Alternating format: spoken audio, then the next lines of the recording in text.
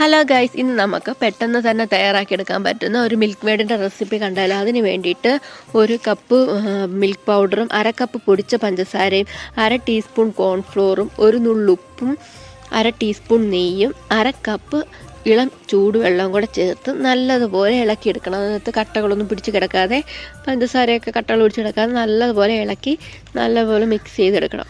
അങ്ങനെ മിക്സ് ചെയ്ത് കട്ടകളൊക്കെ ഉടച്ച് നല്ലതുപോലെ എടുത്തതിന് ശേഷം നമുക്ക് ഫ്ലെയിമിൽ നമ്മുടെ ഗ്യാസ് സ്റ്റോപ്പിൽ വെച്ചിട്ട് ലോ ഫ്ലെയിമിലിട്ട് ഒന്ന് കുറുക്കിയെടുക്കണം.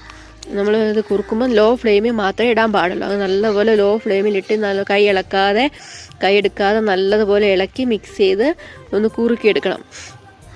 ഇങ്ങനെ കുറുകി വരുമ്പോഴത്തേക്ക് നമുക്ക് നമ്മുടെ ഫ്ലെയിം ഓഫ് ചെയ്യണം. ഫ്ലെയിം ഓഫ് ചെയ്താൽ നമ്മൾ ഇളക്കുന്നത് നിർത്താൻ പാടില്ല. ഒന്നും കൂടെ ചെറുതായിട്ട് ചൂട് മാറുന്ന വരെ നല്ലതുപോലെ ഇളക്കി കൊടുക്കണം.